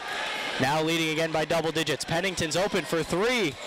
Boy, the Elmhurst defense got away with one there. They did not get back. Pennington was wide open on the wing, and that's really been a story for Illinois Wesleyan. They shoot 40% from three-point range on the year, and they're only shooting 30%, 7 of 23 today. Wiest had his pocket picked by Nelson. Nelson's going to go all the way, and he's going to be fouled. Nelson is looking for the basket to count as Nixon came on, and he's looking for a goaltend, but he's not going to get it. Kyle Wiest, second foul. And the teams are already in the double bonus. That's over 10 team fouls, so both teams will shoot the double bonus on the way. Ron Rose is pleading for a goaltending call that will not come, and 2 shots will come for Jordan Nelson, who's a 92% free throw shooter. First one. Looks like he's a 92% free throw shooter on that one. He's only 2 of 4 on the day from the free throw stripe. And Nelson's second free throw is off the mark. He's 2 of 5. And a timeout on the offensive rebound. Illinois Wesleyan is fired up. That's a big offensive rebound for them. They'll have possession. Coming up, it's a full timeout. After the full timeout, they'll have possession, only down by 9 as Nelson misses the free throw. He's 2 of 5 on the day, 92% for the season. And you can look at some of the team stats, some of the stats we looked at. We certainly wanted to look at the rebounding numbers. Elmhurst leading the rebounding battle 39-35, but it's been in the second half where Elmhurst has really taken over the glass. They have had sometimes on their offensive possessions 2, 3, even 4 chances at the basket, and every time they've had at least 3 chances at the basket, they've been able to score. So it's been huge on the offensive glass for Elmhurst, and a lot of that has to do with the play of Brandon Schwebke, who, although he may not show up in the score sheet as much as you might think as a starter, his hustle plays are really huge. He's played 19 minutes today. He hasn't made a shot from the field. He's 0 of 2 and 0 of 1 from three-point land. He's hit 2 free throws for his 2 points. He only has 2 rebounds, but if you were to give assists on rebounds, he'd probably have at least 3 or 4 on this day. As we head out of the timeout, Illinois Wesleyan with the ball, under 3.5 to play, trailing by 9. A 3 ball here would make this a completely different ball game. Even a 2-pointer would really take some of the wind out of the sails of Elmhurst, who has been cruising. And good idea by Dolan to kick it out. Nelson for 3, got it. Boy, what a huge bucket for Jordan Nelson. 46% three-pointer from the year, and it feels like an away game at R.A. Fagnall Hall as Illinois Wesleyan fans are on their feet. 68-62 Elmhurst, 3 minutes and ticking.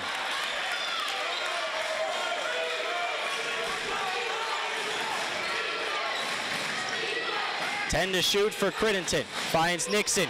Great pass to Ackerman. No basket, no basket. The foul will be called on the floor. John Baines is clapping because he knows.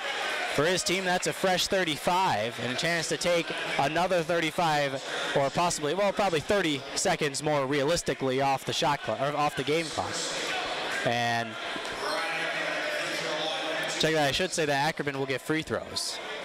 Should have said that, as I know that Elmhurst has 10 fouls, and Illinois Wesleyan with over 10 as well. Ackerman's first free throw is good, so any foul really puts either team at the line, and that is the case here. Ackerman, the junior, from Lugody, Indiana, hits both. Elmhurst lead back up to 8 as Overstreet will let it roll all the way to half court. Overstreet looking for an open target, picks up his dribble perhaps a little too soon. Here's Bausch, open is Dolan. Off the mark, rebound Nixon, and then Schwebke, and he's fouled. Bausch will be charged with the foul, that's his 4th. And Schwebke will head to the line for 2.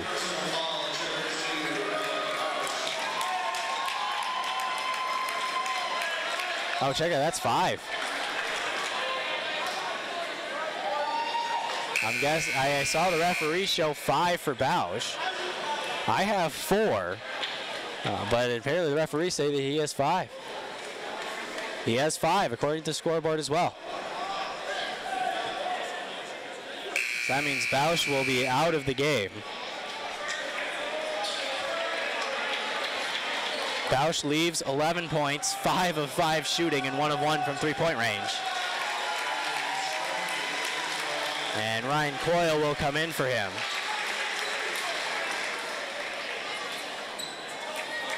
And Brandon Schwebke, who is 2 of 2 from the stripe today, at the free throw line. Misses the first one. Boy, free throws down the stretch are going to be huge for this Elmhurst team. Up by 8, 2 minutes and 35 seconds to play, and Schwebke hits the second one. He's 3 of 4 for the day from the line. Leonard pressures to make sure that Overstreet has to pick up the ball. Overstreet driving into the lane. Misses the shot, but Coyle on the clear out gets fouled. Nixon tried to clear out to get the block, and it left Coyle free under the basket. He grabbed the offensive rebound and was able to put it up, and he will go to the line for 2. Coyle, a 79% free throw shooter on the season, knocks down the first. His first free throw of the day. And for the Illinois Wesleyan starter, it's his first point of the day. Leonard out, Coleman in.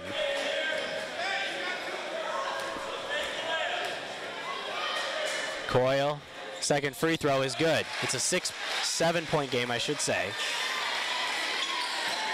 Crittenton needs to get the ball in, finds Ackerman. Ackerman needs to get the ball, needs to start moving. Good defense from Illinois Wesleyan, but they do not get the call. You're not unable to keep Ackerman back in the backcourt as he gets it through.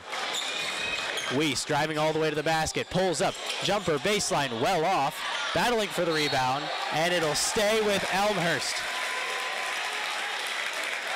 14 on the shot clock for the Blue Jays, and a hustle play by Nixon, and it goes off of Illinois Wesleyan, and it's Elmhurst basketball.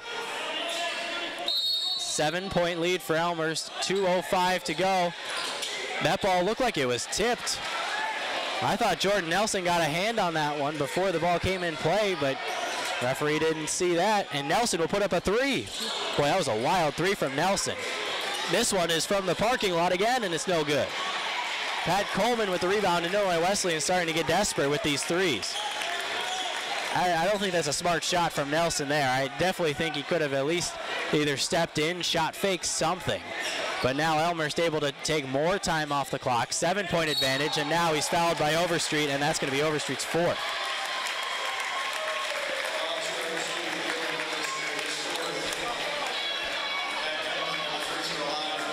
Overstreet did a wonderful job of playing with his 3 fouls. Now he picks up his 4th, and Pat Coleman will head to the line. Coleman has not shot a free throw today. He is 10 of 13 from the stripe this season, and he makes his 11th, a critical one. That's 9 points for Pat Coleman. This one would make him the 4th Blue Jay in double figures. 1:32 remaining. Elmhurst leads by 8. Illinois Wesleyan needs points, and they need him fast. That one's off the mark. Overstreet with the ball guarded by Coleman. Coleman saw where he was going, and Overstreet somehow kept his dribble, spinning, looking for Nelson, who again takes a deep 3, and it's good. Boy, Jordan Nelson is taking these NBA 3s. I don't know how he's hitting them, but he is. And it is some deep 3 balls. 30-second timeout. to Illinois Wesleyan. Nelson is 4 of 10 from beyond the arc. Before that three, I should say he was 4 of 10, and now he's 5 of 11. He's got 17 points.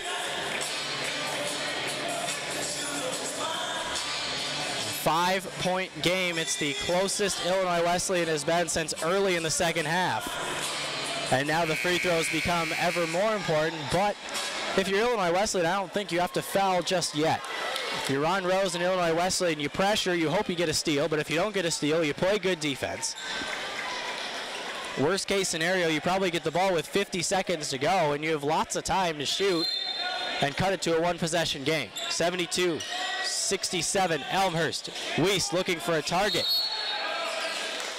And a timeout will be called by Elmhurst. Elmhurst has 2 timeouts remaining, and it's going to be a full this time. It'll give us a chance to talk about Brian Ackerman today and Kyle Weiss. Both 2 of the top scorers for the Blue Jays the last couple of years. Ackerman today has these 4 fouls, but he has 11 points. Weiss, the leading scorer, with 16. And the leader for Elmhurst. And both these guys are from Indiana, and they actually met in their senior year, the semi-state final. Ackerman and Weiss. Ackerman from Lugody High School and Weiss from Edinburgh High School, both in Indiana, met in semi-state, and Ackerman was the one who came out on top. And in defeating Edinburgh in that game, Ackerman actually made 10 free throws down the stretch to seal that game for Lugody High School. And although it may not be a postseason game, or it certainly is a very, very important game for the Blue Jays to stay in contention for the CCIW title if they want to have their regular season title and host the game, although that is surely a lofty goal for John Baines in his second season here at Elmhurst, even though they had an 8-game improvement last year. And also interesting to mention that a win today would surpass Elmhurst's win total from all of last season, which was 14 wins. They currently have 14 wins. They are 14-3 this year. Weiss has the ball. He's double teamed, trying to get out of the double team, and he's fouled finally by Nelson.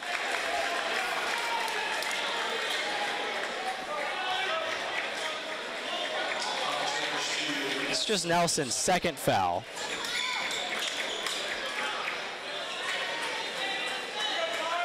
And it'll put Kyle Weiss, 92% free throw shooter, at the line for Elmhurst, and he's got 2 shots. Illinois Wesleyan dominated this series last year, but Elmhurst really showing a lot of fight this year and showing how improved they are as a team. Weiss hits it. He's got 17, tied for the lead on all scorers. Elmhurst, who was 14-11 last season, would surpass their win total from last year with a win today. They're 14-3 on the year this year, 4-2 in CCIW play. And Weiss, second free throw is good. 18 points, leading all scorers. Minute and 15 to go. Overstreet, straight on. Missed it to the right, but the rebound, Marietti. Bryce Dolan from the wing, and he hits it. Schwebke needs to get it in. Leonard should have turned around. Leonard finally get it into Leonard, and now Schwebke has it. And a timeout taken by Elmhurst. And we're going to see, is it a full or is it a 30? And it is a full timeout. Elmhurst full timeout. Both teams with 1 timeout remaining. For Bryce Dolan, a huge 3-pointer. It's a 4-point game now again. The closest Illinois Wesleyan has been since early in the half. 55 seconds remaining. If you're Illinois Wesleyan, as much as you think you might have to foul here, I'm not sure that you really have to foul. I mean, the earliest, or the most time Elmhurst is probably able to take off the clock is 30 seconds. So it's 25 seconds remaining. I mean, it doesn't seem like a lot of time, but then you can play the foul game if you want after that. But if you play good defense here, I still think there's a realistic chance, but I can't imagine they won't foul, but I'm just saying it depends on your philosophy, but still with 55 seconds remaining, that is a lot of time with only a 4-point game. And with the way that Illinois Wesleyan likes to score, they love to score via the 3-ball, and that puts them in a good position here in this game as the buzzer sounds and they will come out of the timeout. John Bain surely drawing something up to get this ball in. They still haven't broken the huddle yet, but they will in just a second here.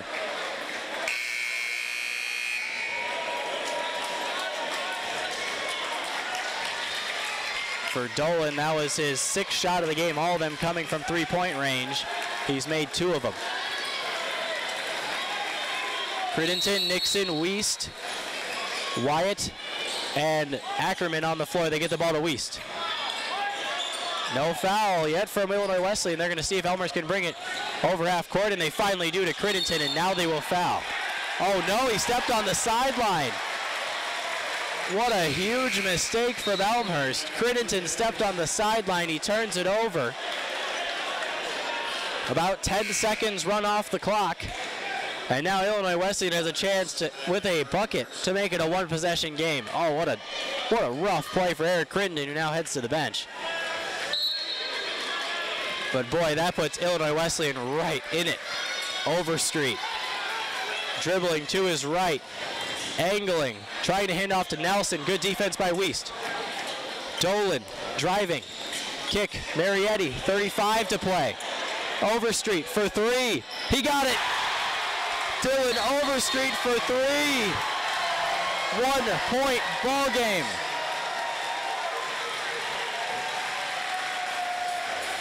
Another full timeout, this time taken by Illinois Wesleyan, and it's the first time it's been a 1-point game since the start of the second half. Holy smokes, Dylan Overstreet. He's just 3 of 9 from the floor today, but no bucket. Bigger than that one. And all of a sudden, with 30 seconds remaining, Illinois Wesleyan will have to foul now. And perhaps they play defense in the backcourt, I don't know. But that turnover by Crittenden becomes ever so critical, as instead of 2 free throws for Elmhurst, it means a turnover, a Dylan Overstreet 3-pointer on the screen from Marietti. And Elmhurst, for the first time since early in the first half, is only leading by 1 possession. Well, it really doesn't get any better than this, does it?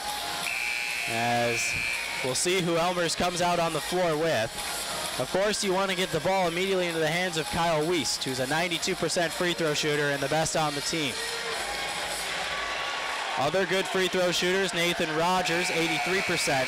Brian Ackerman, 77%. Kenny Payonk, 72%. Fans on their feet all around RA Fagnall Hall. Elmhurst in the backcourt. Schwebke can run the sideline. Looking to get the ball to Ackerman. They get it in. Ackerman back to Schwebke. They need to foul. They haven't done so yet. Here's a trap in the backcourt. Ackerman up to Wiest. Wiest to Peyton Wyatt, who gets fouled. Very interesting play to put Peyton Wyatt at the line. Wyatt was just 7 of 14 from the free throw stripe coming into this game. Tonight, he's 2 of 2. 19.4 remaining. Either way, Illinois Wesleyan, regardless of what happens with these 2 free throws, is going to have a chance to tie the game. Wyatt's first free throw is no good. Wyatt missed the first one, and now Illinois Wesleyan has a chance to tie or take the lead on the next possession, depending on this free throw. Elmhurst is 17 of 27 from the line, and he makes the second one. 2-point ball game. 19.4 remaining. Will Illinois Wesleyan hang for the last shot? Defense coming from the student section to my right. 15 to go. Overstreet finds Dolan. It's getting loud in here. 10 to go. 9. Overstreet. Spin move to the bucket. No good. Rebound Leonard. 4 to go. 3 to go. 2 to go. And Leonard is fouled with 1.6 remaining.